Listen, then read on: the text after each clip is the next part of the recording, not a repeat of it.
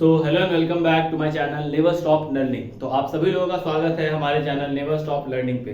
तो आज का जो वीडियो है वो मैं बनाने जा रहा हूँ वैदिक सभ्यता के ऊपर, जिसको कि हम लोग इंग्लिश में वैदिक सिविलाइजेशन भी बोलते हैं। इससे पहले वाला जो वीडियो था वो मैंने बनाया था हड़प्पन सिविलाइजेशन, जिसको कि हड़प्पा सभ्यता भी कहा जाता है। ठीक है, तो आज का जो वीडियो है वो मुख्यतः वैदिक सभ्यता के ऊपर रहेगा और इस वीडियो में मैं ये बताऊंगा आपको कि वैदिक सभ्यता से रिलेटेड जो इंपॉर्टेंट पॉइंट्स हैं, मुख्य बिंदु जो होता है वो मैं आपको इसमें बताऊंगा, एक्सप्लेन करूंगा थोड़ा थोड़ा, और फिर उससे रिलेटेड आपको मैं 10 से 12 क्वेश्चन दूंगा जो कि प्रीवियस ईयर क्वेश्चन जो आप जितने भी एग्जाम दिए हो अभी तक, बीपीएससी पार्ट 1, बीपीएससी का पार्ट 2 जो दिए हैं और अभी बीपीएससी का 3rd पार्ट आने वाला है। इसके अलावा जैसे कि आप स्टेट वगैरह दिए होंगे, जेटेट जो झारखंड वाले हैं, टेट का एग्जाम जिस जिस स्टेट में होता है वो जो भी लोग दिए होंगे, तो वैदिक पीरियड से रिलेटेड जो भी क्वेश्चंस आता है इंपॉर्टेंट क्वेश्चन, वो मैं यहाँ पे आपको दूंगा और आपको उसको आंसर करना है। ठीक है, ऐसा नहीं कि आप उसको देखिए और फट से गूगल में डाल करके आंसर बता दीजिए, ऐसा नहीं करना है आपको। ठीक है, आप उसको अपने से बनाइए और अगर जहाँ फंसते हैं आप उसके बारे में जरूर कमेंट बॉक्स में लिख करके भेजिए। तो करना क्या है आपको कि कमेंट सेक्शन को थोड़ा सा एक्टिव बनाना है, दोनों को, हमको और आपको दोनों को। ठीक है, जितना कन्वर्सेशन हम लोग के बीच में रहेगा उतना ही ज्यादा क्या होगा कि जो पढ़ाई है वो ज़्यादा आपको समझ में भी आएगा और हमें उसको बताने में ज़्यादा मज़ा भी आएगा। ठीक है, तो चलिए मैं उम्मीद करूंगा कि आप जो है इस वीडियो को ध्यान से देखेंगे और इससे रिलेटेड जो क्वेश्चंस वगैरह मैं दूंगा आप उसको सॉल्व भी करेंगे। तो चलिए स्टार्ट करते हैं हम लोग वीडियो को ध्यान से। तो चलिए देखते हैं सबसे पहले फंडा क्या है इसका। तो फंडा ये है कि वैदिक सभ्यता मतलब आखिरकार इस सभ्यता को हम लोग वैदिक सभ्यता क्यों बोले। ठीक है, क्वेश्चन आता है ना कि why it is called as वैदिक सभ्यता, मतलब आप लोग इसको वैदिक सभ्यता क्यों बोलेंगे। ठीक है, तो सबसे पहले इसका जो जानकारी का मेन स्रोत था ना, जानकारी जो मिला था हम लोगों को पूरे चीज के बारे में, वो कहां से मिला था? वेद से मिला था। ठीक है, तो सबसे पहले तो जानकारी का जो मेन स्रोत था इसमें वो क्या था? वेद था। इसीलिए इस सभ्यता को या फिर इस पूरे टाइम फ्रेम को क्या बोला गया है? वैदिक सभ्यता बोला गया है। ठीक है, तो सबसे पहले यहां से एक चीज क्लियर हो जाता है कि वैदिक सभ्यता क्यों बोला गया, क्योंकि इसमें जानकारी का प्रमुख स्रोत जो था वो क्या था? वेद था। ठीक है, अब सबसे पहले आपको वेद के बारे में बता दिया जाए तो वेद जो था वो कितने प्रकार के हैं आपको पता ही है। वेद कितने प्रकार के हैं? तो टोटल हम लोग के पास 4 वेद हैं। सबसे पुराना वेद जो माना जाता है वो क्या माना जाता है? ऋग्वेद माना जाता है। क्या माना जाता है? ऋग्वेद। फिर उसके बाद क्या आता है आपका? अब उसके बाद ऐसा नहीं है कि उसके बाद फिर क्या आया उसके बाद, मतलब मैं आपको टोटल 4 वेद के बारे में बताने जा रहा हूँ, जिसमें ऋग्वेद जो है वो सबसे ज्यादा पुराना है, इसको आप मान के चलिए। ठीक है, उसके बाद फिर क्या आया? सामवेद है। ठीक है, फिर उसके बाद क्या है? अथर्ववेद है।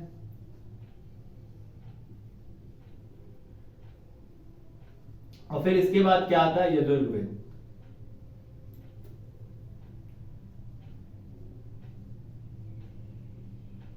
थोड़ा स्पेलिंग आप जरूर देख लीजिएगा। ठीक है, तो ये टोटल हम लोगों के पास कितना वेद है? 4 वेद है। कौन कौन सा वेद है? ऋग्वेद जो कि सबसे पुराना है, जिसमें कि पूरा कर्म कांड, पूजा पाठ, यही सब के बारे में इसमें डिस्कस किया गया है। सामवेद है, देन उसके बाद अथर्ववेद है और फिर उसके बाद क्या है? यजुर्वेद है। ठीक है, तो अब हम लोग इस वैदिक सभ्यता के बारे में बारी बारी से थोड़ा थोड़ा जानकारी लेते हैं। तो चलिए देखते हैं वैदिक सभ्यता का क्या है। तो देखिए वैदिक सभ्यता को जो है ना बेसिकली 2 पार्टों में डिवाइड किया गया है। ठीक है, मतलब वैदिक सभ्यता को बेसिकली 2 भाग में विभाजित किया गया था। तो सबसे पहला भाग जो था वो था ऋग्वेदिक। क्या था? ऋग्वेदिक, है ना, ऋग्वेदिक काल बोल सकते हैं इसको आप, है ना, ऋग्वेदिक काल। और दूसरा जो भाग था वो क्या था? उत्तर वैदिक काल। क्या था? उत्तर वैदिक काल, है ना, तो उत्तर वैदिक काल था। तो ये आपको समझना होगा। ठीक है, अब देखिए ऐसा है कि अब हम लोग इसको अलग से पढ़ेंगे तो काफी ज्यादा समय लग जाएगा, और क्योंकि अपने आप में ये बहुत ही बड़ा क्या है? समंदर है। अब इसको हम लोग पढ़ने जाएंगे तो बहुत ज्यादा बड़ा चीज है, बट हम लोग क्या है जो मेन पॉइंट है उसको पहले समझते हैं यहाँ पे ध्यान से। तो ऋग्वेदिक काल जो है बेसिकली वो कब आया? जब हम लोग आर्य जो थे, जब इनका आगमन हो चुका था उसके बाद का जो पीरियड था, उसके बाद का जो समय था, आर्यों के आगमन के बाद का जो समय था, उस समय को हम लोग क्या बोलते हैं? ऋग्वैदिक काल बोलते हैं। अब क्वेश्चन क्या आता है कि ये आर्य भाई साहब जो थे, जो जनजाति थे, मान लीजिए जो आदमी इसमें इन्वॉल्व थे, वो कहां से आए थे? तो वो बेसिकली कहां से आए थे? मध्य एशिया से आए थे। कहां से आए थे? मध्य एशिया से आए थे। ठीक है, तो ये याद रखना बहुत जरूरी है कि ये आर्य जो थे इनका आगमन किधर से हुआ था? तो किधर से हुआ था? तो मध्य एशिया से हुआ था। तो अब इनके आने के बाद का जो समय है उसको हम लोग कौन सा काल बोलते हैं? ऋग्वैदिक काल बोलते हैं। ठीक है, तो इसको हम लोग को समझना है। अब इस टाइम फ्रेम में या फिर इस पीरियड में क्या क्या चीज हो रहा था और क्या क्या चीज कैसे कैसे रूप से चल रहा था उसको हम लोग पढ़ेंगे। फिर उसके बाद उत्तर वैदिक काल को हम लोग पढ़ेंगे। तो सबसे पहले समझते हैं इसमें क्या विशेष पॉइंट है, उसको समझते हैं ध्यान से। देखिए ऋग्वैदिक काल में जो था ना, सबसे पहले तो इसमें आता है कर्म कांड के बारे में, समझते हैं क्या क्या चीज इसमें था, क्या क्या नहीं था। तो सबसे पहले तो इसका समय समझते हैं कि कब ये कितने से कितने टाइम फ्रेम के बीच में था। तो इसका निर्धारित समय जो है वो माना जाता है 1500 से लेकर के 1000 ईस्वी पूर्व। ये भी मतलब एक्यूरेसी के साथ नहीं बताया गया है, ऐसा आकलन किया गया है कि इसका जो समय था वो 1500 मतलब 1500 से लेकर के 1000 ईस्वी पूर्व तक का इसका समय निर्धारित किया गया था। इस काल में आपको याद क्या रखना है कि कर्म कांड जो थे, कर्म कांड जिसको बोलते हैं, वो गौण थे, ठीक है। तो बेसिकली इसमें पूजा पाठ जो हो रहा था वो प्रकृति का लोग करते थे, जैसे पेड़ पौधा हो गया, इनका पूजा पाठ इसमें किया जाता था। तो ये चीज बहुत ही ज्यादा आपको ध्यान रखना पड़ेगा कि कर्म कांड क्या थे, गौण थे, और किसका पूजा पाठ किया जा रहा था, तो प्रकृति का पूजा पाठ किया जा रहा था।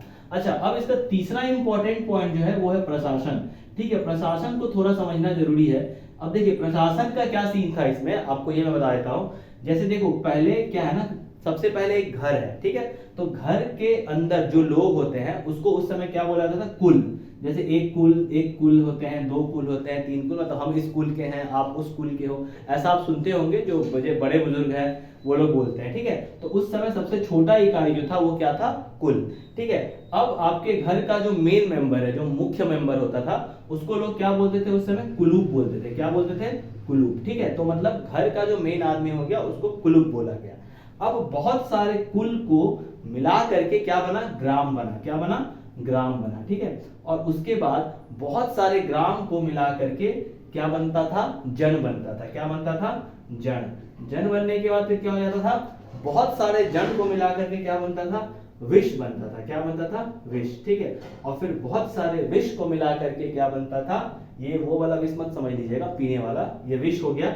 और बहुत सारे विष को मिला करके क्या बनता था, राष्ट्र बनता था। तो देखिए कैसे, मतलब कैसे इसका हायरार्की कैसे फॉलो हो रहा है। सबसे पहले कुल आया, बहुत सारे कुल को मिलाया गया तो ग्राम आया, बहुत सारे ग्राम को मिलाया गया तो जन आया, फिर बहुत सारे जन को मिला करके विश्व बना, और फिर बहुत सारे विश्व को मिलाने के बाद क्या बना, राष्ट्र बना। तो आपसे पूछा क्या जाएगा इसमें कि विश्व के जो प्रधान होते थे उनको क्या बोला जाता था। तो देखिए विश्व के प्रधान को हम लोग क्या बोलते थे, राजा बोलते थे, ठीक है। क्या बोलते थे, राजा, ठीक है। और राष्ट्र के प्रधान को क्या बोला जाता था, तो सम्राट बोला जाता था। क्या बोला जाता था, सम्राट। देखिए अभी के टाइम पे अगर आपसे बोले कि भाई राजा और सम्राट, तो समझना क्या है कि अभी तो हम लोग को लगता है सेम ही है, राजा भी सेम है, सम्राट भी सेम है। बट अगर अभी थोड़ा सा इसको मतलब आप दिमाग से समझिए, तो स्टेट का जो चीफ होता है, जिसको हम लोग चीफ मिनिस्टर बोलते हैं, मुख्यमंत्री, वो उस समय राजा कहलाता था।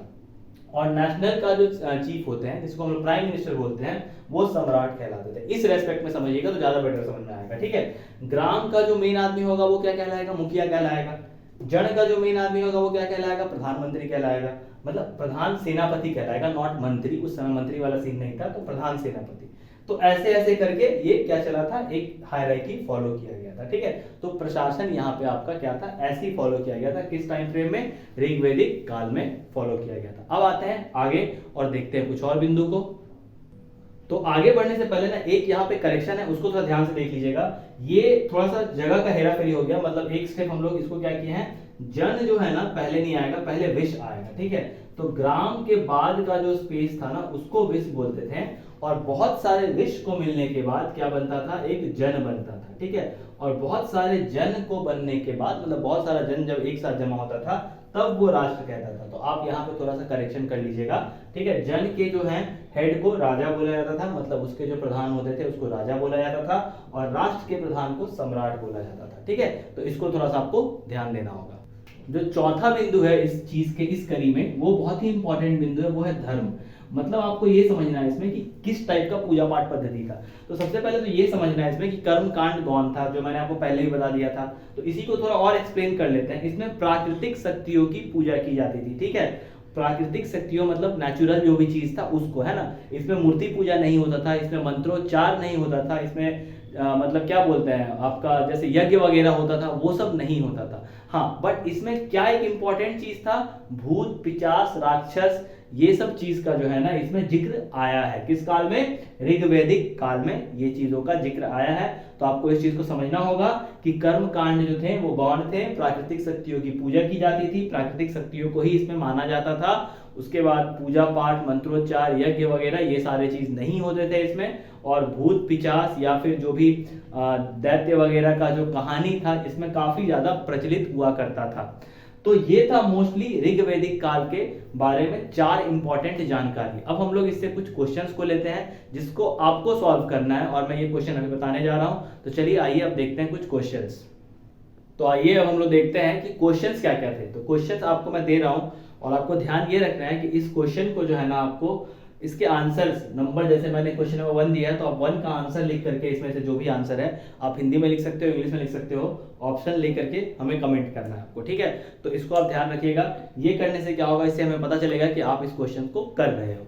तो पहला, अभी मैं इसका आंसर नहीं बताऊंगा, बट जैसे ही इस वीडियो का मान के चलो 12 या 13 घंटा हो जाता, 14 घंटा हो जाता, अगर मैं देखूंगा कि आपने अगर आंसर दे दिया तो बहुत अच्छा, नहीं तो फिर मैं खुद ही बताऊंगा।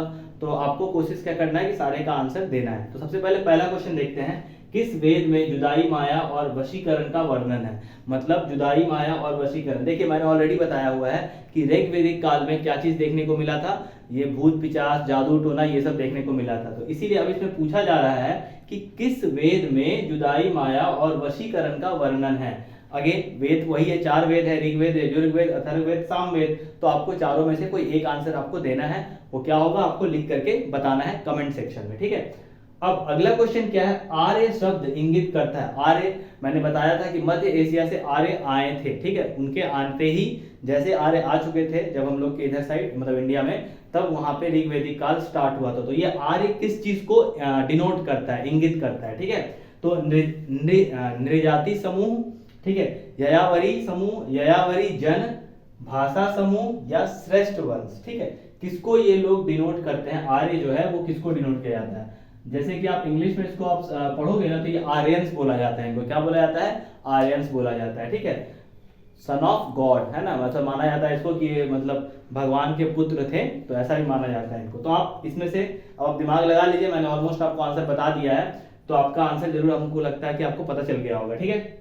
ऋग्वैदिक युग की प्राचीनतम संस्था कौन थी? ऋग्वैदिक युग का प्राचीनतम संस्था किसे माना जाता है? सभा को माना जाता है, समिति को माना जाता है, विदत को माना जाता है, या परिषद को माना जाता है, ठीक है। तो ये बहुत ही इंपॉर्टेंट क्वेश्चन है और यही क्वेश्चन आया हुआ था बीपीएससी 1 में, ठीक है। तो इसको ध्यान से आप देख लीजिए। वैदिक समाज की आधारभूत इकाई क्या थी? ये मैंने अभी बताया भी है आपको। तो आधारभूत मतलब सबसे बेसिक लेवल पे क्या चीज था? तो कुल था, या ग्राम था, या विश्व था, या फिर जन था, ठीक है। तो ये 4 क्वेश्चंस हुए और मैं 6 क्वेश्चंस आपको बता रहा हूं, तो वेट फॉर द 6 क्वेश्चंस। चलिए देखते हैं अगला 6। तो चलिए देखते हैं क्वेश्चन नंबर 5 क्या है। क्वेश्चन नंबर 5 जो है ना वो दिया हुआ है, ऋग्वेद में सबसे पवित्र नदी किसे माना गया है? तो देखो ऋग्वेद का टाइम जो चल रहा था, वैदिक पीरियड चल रहा था, उसमें बेसिकली 2 नदी का बहुत ज्यादा जिक्र आता है, एक है गंगा और एक है सरस्वती, ठीक है। अब इसमें आपको देखना है कि कौन सा नदी को पवित्र माना गया है, ठीक है। पुरुषणी और सुतुद्री, इसका भी नाम कुछ और है, तो आप समझ सकते हैं। इसका नाम तो सतलुज है, इसका नाम क्या है? रावी। सरस्वती तो दिया ही हुआ है, सिंधु किसको बोलते हैं आप समझ लीजिए, ठीक है। तो इसका आंसर आपको बताना है। अब मैंने बहुत सारा हिंट आपको दे दिया है, तो अगला क्वेश्चन जो है उसको देखते हैं। वैदिक युग में यव कहा जाता था, मतलब किस चीज को यव कहा जाता था? गेहूं को बोला जाता था, कि जौ को बोला जाता था, चावल को बोला जाता था, या कपास को बोला जाता था? तो ये एक बहुत ही इंपॉर्टेंट क्वेश्चन है, तो इसको आप ध्यान से करिएगा और आंसर दीजिएगा जरूर, ठीक है। प्राचीनतम व्याकरण अष्टाध्यायी, ठीक है, बहुत ही इंपॉर्टेंट है ये, इसको बहुत ही ज्यादा ध्यान से देखिए। प्राचीनतम व्याकरण अष्टाध्यायी के रचनाकार कौन है? अभी जो मान लीजिए इसमें आपके पास ऑप्शन दिया हुआ है, तो गौतम थे, कपिल ऋषि, गौतम ऋषि थे, पाणिनि ऋषि थे, या फिर पतंजलि ऋषि थे, ठीक है। तो आपको ऑलमोस्ट इसमें भी आपको आंसर समझ में आ रहा होगा, गौतम ऋषि, कपिल ऋषि, पाणिनि ऋषि, या फिर पतंजलि। पतंजलि तो आपको पता है, योगासन से इनका, क्योंकि आप इंडिया में पतंजलि का तो बहुत बड़ा क्रेज है, तो इसीलिए पतंजलि तो पहले ओमिट हो जाएगा। अब गौतम, कपिल एंड पाणिनि में आपको चूज करना है, तो आप चूज करिए और आंसर बताइए जल्दी से। अथर्ववेद जो हम लोग पढ़ते हैं ना, उसमें अथर का मतलब क्या, अर्थ क्या है, ठीक है। ये अर्थ का अर्थ क्या है ऐसे मत समझिए इसको ऐसे समझिए कि अथर्ववेद जो हम लोग पढ़ते हैं उसमें ये अथर का मतलब क्या होता है। तो इसका मतलब क्या है वो देखते हैं। तो ऑप्शंस क्या क्या है आपके पास, पवित्र जादू, यज्ञ, स्तुति, दर्शन। ठीक है, ये बहुत ही इंपॉर्टेंट है, मैंने आपको बताया भी था कि ऋग्वेद के काल में कौन सा चीज का ज्यादा बढ़ावा था। तो आप उससे आप इमेजिन करिए और आंसर बताइएगा।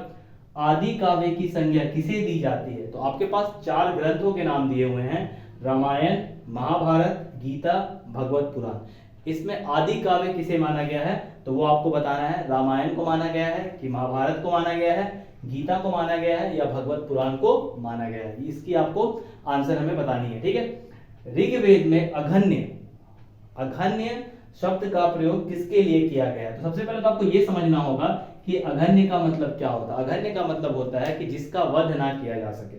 तो ब्राह्मण होगा, गाय होगा, स्त्री होगा या पुरोहित होगा। तो अघन्य, वैसे तो इसमें किसी का भी वध किया नहीं जा सकता है, बट आंसर में क्या करना है आपको, करेक्ट आंसर को चूज करना है। ठीक है, तो इसमें कौन सा करेक्ट आंसर होगा वो आपको बताना है। तो इस तरह से मैंने अभी जो है 10 क्वेश्चंस के बारे में डिस्कस किया है और आपको क्या करना है, इस 10 क्वेश्चन का आंसर कमेंट सेक्शन में जरूर से लिख करके बताना है। और अगर आप इसको लिख लेते हैं तो बहुत अच्छा है, अगर आप नहीं लिख पा रहे हैं तो आप जरूर हमें बताइए, हम आपको सारे क्वेश्चंस का आंसर लिख करके बता देंगे, क्वेश्चन नंबर के हिसाब से और आंसर के हिसाब से। ठीक है, तो आज के वीडियो में हम लोग यहीं तक रखते हैं। ऋग्वेदिक सभ्यता के बारे में हम लोग पढ़े हैं, वैसे हम लोग वैदिक सभ्यता के बारे में पढ़ रहे थे, जिसका फर्स्ट पार्ट जो है वो ऋग्वेदिक सभ्यता है। कल के वीडियो में मैं उत्तर वैदिक सभ्यता के बारे में पढ़ाऊंगा और उससे रिलेटेड कुछ 10 क्वेश्चन जो मोस्ट इंपॉर्टेंट क्वेश्चन है उसको करेंगे। तो आज का वीडियो हम लोग यहीं समाप्त करते हैं और मैं कोशिश करूंगा कि जितने ज़्यादा अभ्यर्थी हैं, कैंडिडेट हैं जो कि बीपीएससी के लिए एग्जाम दे रहे हैं, इस चैनल से जुड़िए और अपना अपना आप सुझाव भी दीजिए, कमेंट सेक्शन को थोड़ा एक्टिव करिए ताकि मैं और अच्छे से अच्छे कंटेंट आपके सामने और मेन जो टॉपिक्स है उसको ला सकूं। तो चलिए फिर मिलते हैं अगले वीडियो में। जय हिंद।